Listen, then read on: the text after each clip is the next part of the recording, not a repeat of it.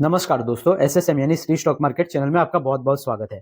आज के मार्केट की तेज गिरावट को लेकर हर कोई यही कह रहा है कि ये एचएमपीवी वायरस के आने से हुआ है, लेकिन क्या ये सच में असली वजह है? पिछली बार जब कोरोना वायरस आया था तो तब पूरी दुनिया में हाहाकार मच गया था और हमारा मार्केट 50% तक क्रैश हो गया था। इस वीडियो में आपको 5 बड़े कारण बताने वाला हूँ जो आज की तेज गिरावट के लिए जिम्मेदार है। चलिए बिना किसी देरी के शुरू करते हैं। तो सबसे पहले बात एचएमपीवी वायरस की कर ले तो ये वायरस एक बार फिर से चीन के वुहान शहर से आया है, वही शहर जहां से कोविड वायरस भी आया था। पर क्या ये कोई नया वायरस है? जी नहीं, देखिए ये वायरस 2001 में ही डिटेक्ट हो चुका था।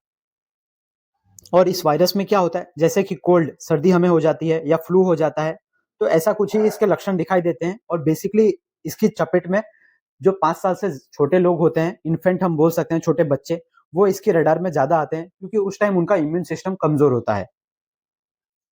अभी तक बात करें तो इंडिया में टोटल 5 केस देखने को मिल गए हैं, जिसमें से 2 केस कर्नाटका में, एक गुजरात में और 2 केस चेन्नई में देखने को मिल जाते हैं। और इस पर हमारे देश के जो हेल्थ मिनिस्टर है जेपी नड्डा जी, उनका भी बयान आते हुए दिखा है कि कोई हमें इसमें ज्यादा चिंता करने की बात नहीं है।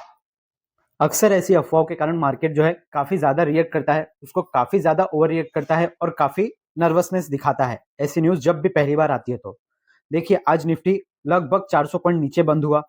बैंक निफ्टी की अगर हम बात कर ले, उससे पहले सेंसेक्स सेंसेक्स भी आज 1200-1300 पॉइंट डाउन था, नेगेटिव ही था। और बैंक निफ्टी की बात करें तो बैंक निफ्टी में हमें सबसे ज्यादा कट 2% का कट देखने को मिल गया। लगभग 1100 पॉइंट बैंक निफ्टी भी आज नीचे बंद हुआ। तो जब भी इस तरह का कोई वायरस या वॉर वगैरह की न्यूज आती है तो ये सेंटिमेंटल इफेक्ट करती है और जो रिटेल इन्वेस्टर होते हैं उनका सेंटिमेंट बिगड़ जाता है और वो माल बेच बेच के निकलने लगते हैं। आगे के जो और भी 2-3-4 कारण हैं वो हमें ज्यादा इम्पैक्टफुल और लॉजिकल लगते हैं, जिसके कारण आज तेज गिरावट देखने को मिली। तो दूसरा कारण है डिक्लाइनिंग रूपी। हमारे इंडिया की करेंसी जो रुपया है वो लगातार हमें घटते हुए दिख रहा है। उसकी वैल्यू $1 की अभी 85.67 रुपीज हो गई है। ये इंट्राडे में तो 85.80 के आसपास तक भी आज पहुंचा था। तो क्या मतलब है इसका मतलब ये है कि हमारा जो देश है उसकी करेंसी की वैल्यू कम होती जा रही है। यानी अमेरिका का जो करेंसी है वो स्ट्रांग होते हुए दिख रहा है हमें, अमेरिका में ज्यादा ग्रोथ हो सकती है, इसलिए उसकी करेंसी लगातार हाई बना रही है और हमारी करेंसी वीक परफॉर्म कर रही है। और जो बड़े बड़े इन्वेस्टर्स हैं उनका कंफर्ट अब डॉलर में शिफ्ट होता हुआ दिख रहा है, वो यूएस की इकोनॉमी के प्रति ज्यादा अट्रैक्टिव हो रहे हैं।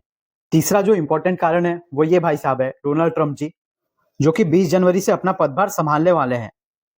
ये जैसे ही इलेक्शन जीते थे उन्होंने भाई धमकी देना शुरू कर दिया था कि हम जो है टैरिफ बढ़ा देंगे, कि अगर आप कहीं दूसरे देश से इंपोर्ट करोगे प्रोडक्ट तो उस पर आपको 25% तक का भी टैरिफ ज्यादा से ज्यादा देना पड़ सकता है।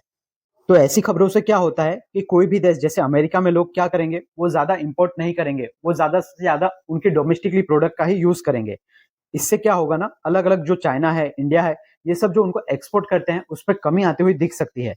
इसके कारण ही हमारा मार्केट भी थोड़ा सा अंडर परफॉर्म करता हुआ दिख रहा है। ट्रंप के शासनकाल में देखिए sell India and buy US equities, इसका भी ट्रेंड हमें काफी देखने को मिल रहा है। एफआईआई कंटिन्यूअसली सेल करते जा रहे हैं, दिसंबर में भी उन्होंने सेल किया और आज भी अगर हम बात करें तो नेट नेट 2500 करोड़ का उनका सेल है। सामने इंटरेस्टिंग ये दिख रहा है कि डीआई ने आज 5700 करोड़ का बाइंग किया, यानी नेट नेट रिमेनिंग जो अमाउंट रह गया है 3000 करोड़ का, वो यहाँ पर सेल करके गए हैं रिटेलर्स। ऐसा लग रहा है कि एफआईआई जो है अभी बजट का वेट कर रहे हैं, बजट में वो चीजें देखेंगे किस हिसाब से चीजें है, तब तक उनका नेट नेट बजट से पहले सेल सेल का ही फिगर हमें दिखने को वाला है। कुछ भी अगर इनकी स्ट्रेटेजी चेंज होगी तो वो सामने अपकमिंग इवेंट बजट को देख के ही इनकी स्ट्रेटेजी चेंज हो सकती है। इसके बाद पांचवें इंपॉर्टेंट कारण की बात करें तो वो हमारा जीडीपी का डेटा है। इंडिया का जीडीपी का डेटा जो कल यानी 7 जनवरी को आने वाला है, वो म्यूटेड एक्सपेक्ट करके हम चल रहे हैं, कोई उसमें बहुत ज्यादा ग्रोथ हो ऐसा भी एक्सपेक्ट करके नहीं चल रहे हैं। तो उससे पहले हमें सेलिंग देखने को मिल रही है।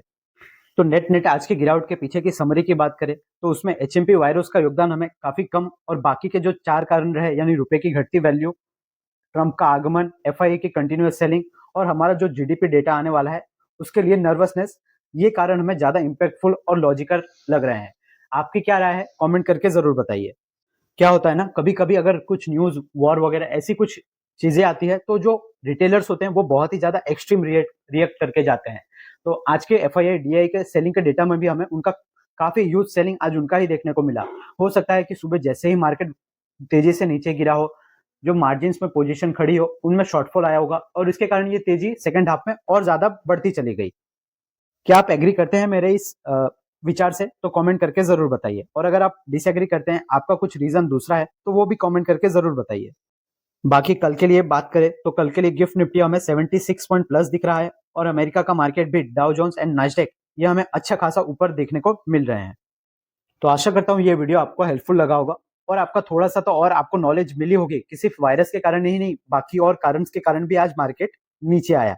ऐसे ही वैल्यूएबल कंटेंट देखने के लिए शेयर मार्केट और आईपीओ से रिलेटेड आप हमारे चैनल एसएसएम यानी श्री स्टॉक मार्केट को सब्सक्राइब जरूर कर लीजिए, और बेल आइकन को भी प्रेस कर लीजिए। और हाँ, क्या आपको पता है कि टाटा में से अभी 15 कंपनी का अपकमिंग आईपीओ आने वाला है, जो कुछ कंपनियों का आईपीओ 2025 में भी आ सकता है, जिसको आप हमारे चैनल पे देख सकते हैं।